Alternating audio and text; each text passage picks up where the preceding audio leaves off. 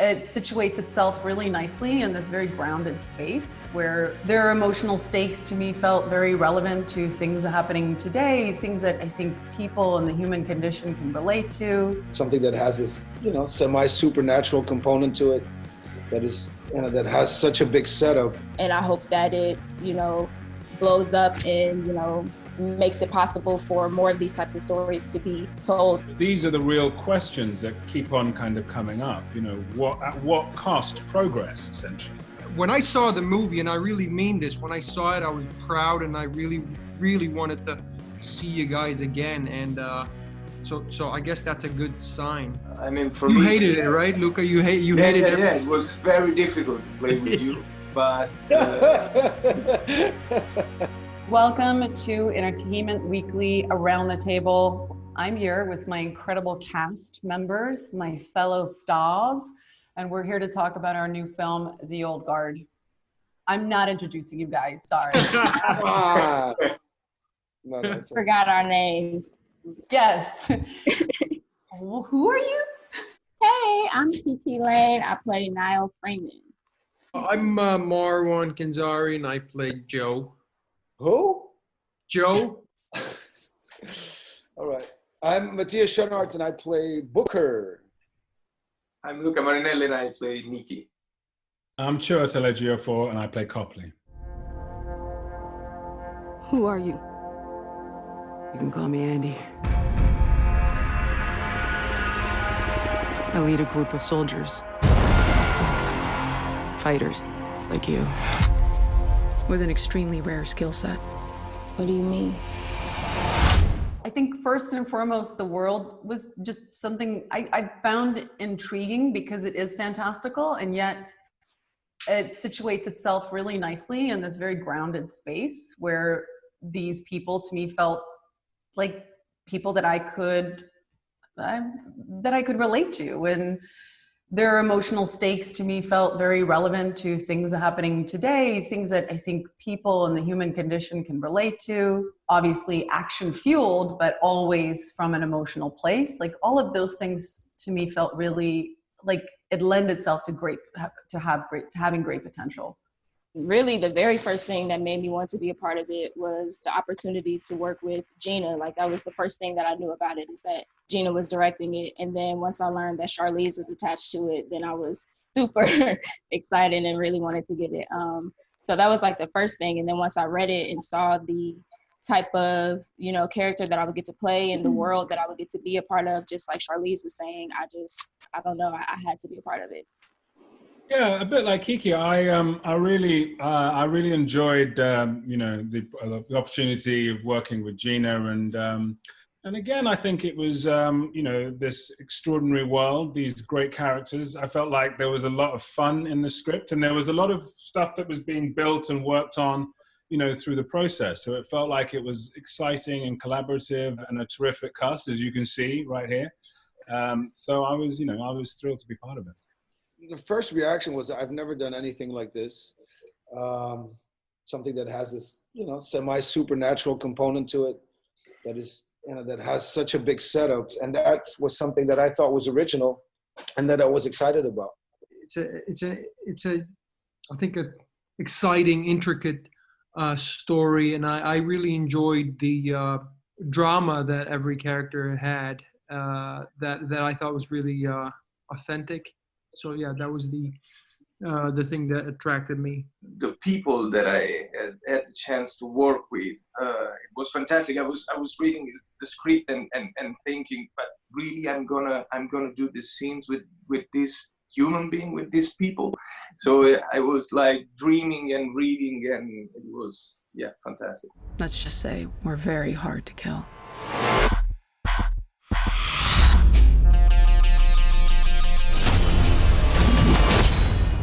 You've got questions, kid. You want answers? There was obviously, I think it goes without saying, for all women in our industry, there's this real excitement when you get to do something that really kind of at the forefront have two very interesting female leads. And, unfortunately, we're still living and working in a place where that's sometimes very hard to find. So that was a really nice thing for me as well. And it's embarrassing that in my almost 30 years of doing this, that I haven't had that many opportunities to do that. Now, weirdly, I feel like in the genre, this action genre, people are more open to exploring those kind of storylines, because I've worked with a lot of women in like Fury Road, Mad Max, but just so few and far between. And really, in many ways, just like having Kiki on set just really helped me break those walls down through this character. Because I think when we meet Andy, she is somewhat cynical, and she's kind of given up on humanity and on herself. And she's somewhat cold and distant. And I think this new spirit kind of reminds her, like many things in life, right? Sometimes that breath of fresh air in front of you that makes you realize the things that you've just completely taken for granted, and makes you realize the meaning behind all of it. And in many ways, Niall does that for Andy in this really beautiful way. Everything that you just said, and then just to add from my perspective, I mean, I think it was something that I could lean into, of me being a newbie to this genre, to this size of film. And so taking that truth from my, this being a new experience for me, but then able to lean on, Charlize, who has the experience and knows her way around these larger sets and around action sequences. I think it kind of mirrored the relationship that we were playing there, and helped it to be, even that much more genuine. And I mean, it was a lot of fun just to, be able to do these things that I still think there's an assumption, that we can't be our own heroes, and we can't kick ass and blow things up, and that for whatever reason, if a woman does it, it's not as interesting or exciting, marketable, whatever the hell Hollywood has tried to tell us for all these years. And so it's nice to be a part of something that kind of speaks to the fact that that's bullshit. And I hope that it, blows up and, makes it possible for more of these types of stories to be told with women, at the lead, on the camera, and behind it as well. I have the new one. And? I think she has potential. See, you're already healing faster. You're gonna do great. So you good guys or bad guys? Depends on the century. So we really never die. Just because we keep living doesn't mean we stop hurting. Throughout history, we've protected this world, fighting in the shadows. It's nearly impossible to disappear in the world we live in today. Would you like me to take one for you? Oh, thank you so much. Here you go. Thank you. No, but the one sequence, the one at the beginning of the movie, where we have that massive choreography, where we spent a week shooting it. Remember? Like, I think we shot 3,000 shots at least. That was interesting, because we, the boys were in Europe, and I learned that fight here in LA. And so we didn't really do that fight together. The first time we did it was when we got to London. And it was the first time, it was like two separated fights, and then we had to kind of like put it together, and things were constantly kind of still permeating and changing. And it was a very intricate fight, because everything about that fight was supposed to tell the story of how well we work as a team and how we kind of finish each other's moves and things. And so there was definitely in the beginning when we started doing it, it's just different when you start doing it with your actors versus, your fight team. And I think I definitely hurt a few of you guys when we started doing that. Yeah, we did have a great in Adam. I think I really enjoyed. We had Adam as our trainer for military intelligence and how to clean a room as a squad. I thought those specific techniques that he taught us were I thought that was the most fun part of having someone on set that has so much experience in marine techniques. I say yes. I mean, those are like elite force. Yeah, I mean, apart from the choreography and the technique of sword fighting and everything, I thought that Adam had that special army intelligence work that I really enjoyed. I liked boxing. that was my introduction to boxing. That's kind of the base of Niall's fighting style. So that was cool to be introduced to that. And of course, all of the tactical training, because Niall is a Marine. So just like Marwan was saying, you know, the details of what that is. It was fun to really just explore all of it. I mean, just using my body and being physical in a very different way, and actually acquiring these skills. Like I really do know how to, you know, reload and switch weapons and, you know, throw a combination and all of that. Like these are actual skills that we get to keep with us now, which I think is actually really dope about doing this type of project. These are extraordinary individuals. They are extremely resistant to capture.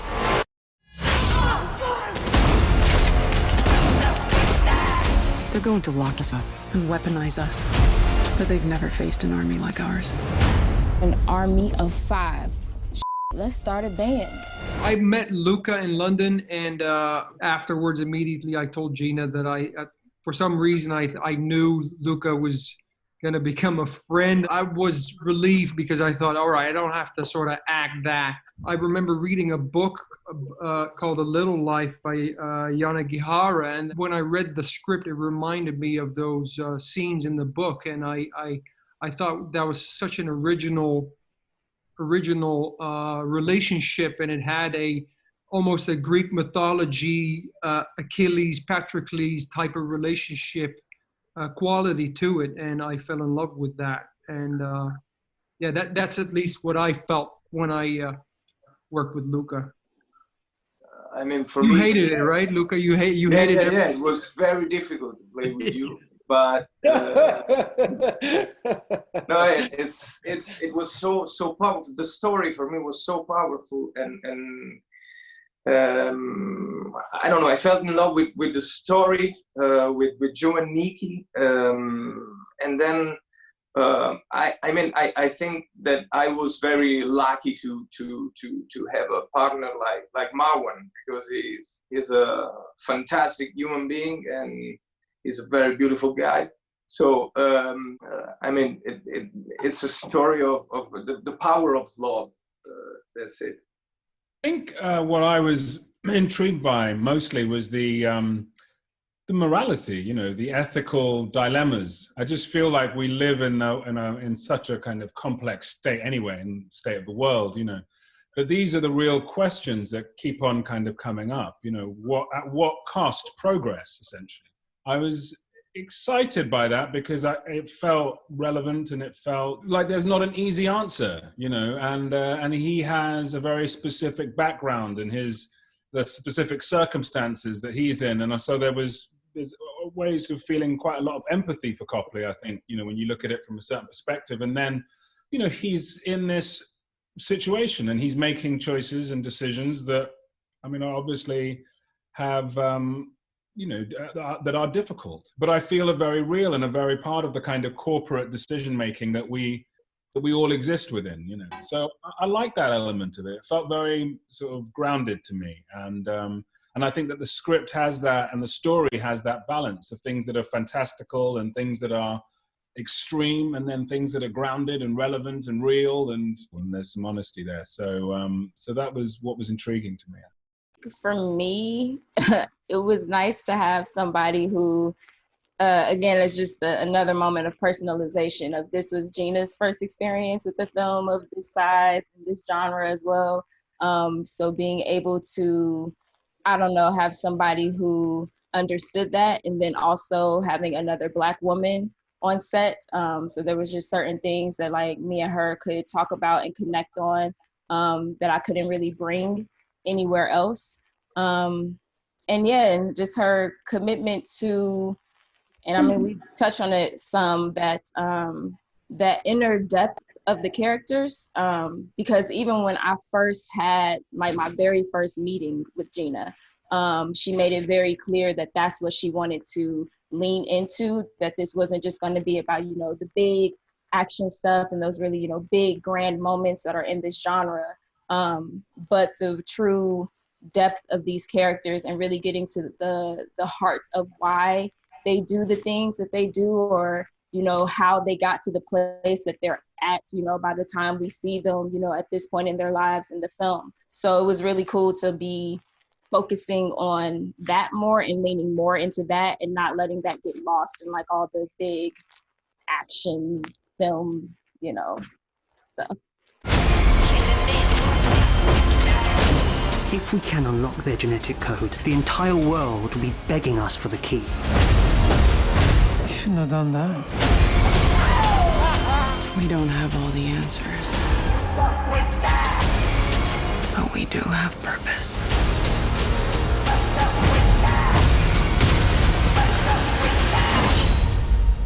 I strongly recommend that we leave right now.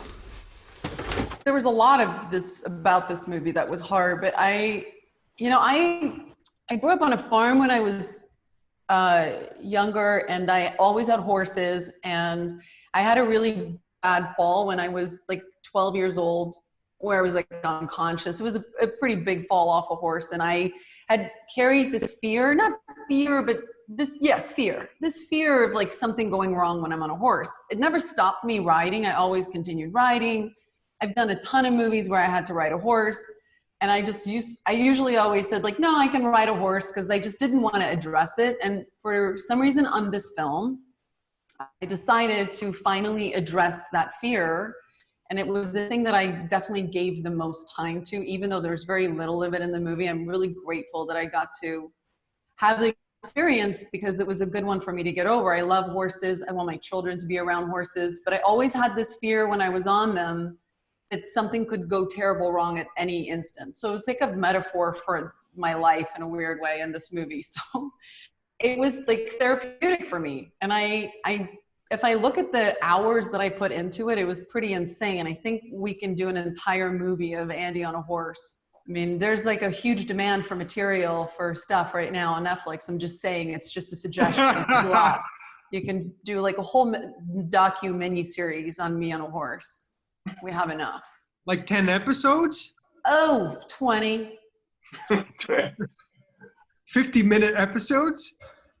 2 hours. I mean, literally, you got to take into account slow motion action sequences, replays, flashbacks, where I started, where I went. In the movie, there's only a couple of minutes. I mean, not even a couple of seconds. We had bigger sequences, so I was preparing for those, and a lot of fighting on horseback that was in the original script that, you know, once we got into editorial, we didn't feel like we needed, and I think it was the right decision. But it was one of those great things that comes with, you know, having this job. Like, it's a really, like, you know, it's an amazing job. Like, you get to do something that you probably, you know, I don't know if I would have ever done that in my life.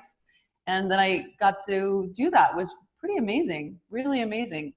I guess I really enjoyed having Mark, one of our producers on set, and Beth, and the entire team that was so supportive and so enthusiastic and so passionate about what we were doing, and Charlize, you too. And I guess when I saw the movie, and I really mean this, when I saw it, I was proud, and I really wanted to see you guys again. And so I guess that's a good sign.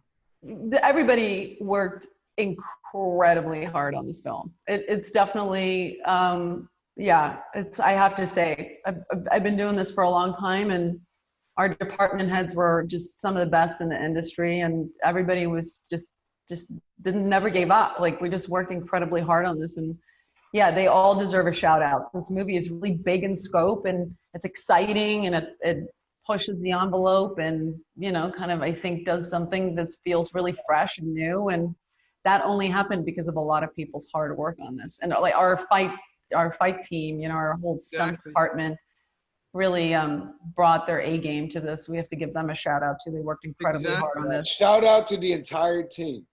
Yeah. All the assistants, everybody.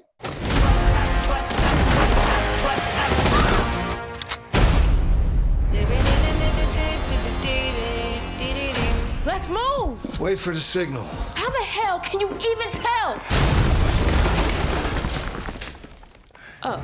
You have just enjoyed Entertainment Weekly's Around the Table with this incredible cast of characters. I apologize for some of their behavior, but really, truly, all we want you to do is to watch our movie, The Old Guard, coming out July 10th. Don't miss it. It's amazing. If you do miss it, you're going to be the only loser who won't know what people are tweeting about, Instagramming about, talking about. You don't want to be that person. So watch it.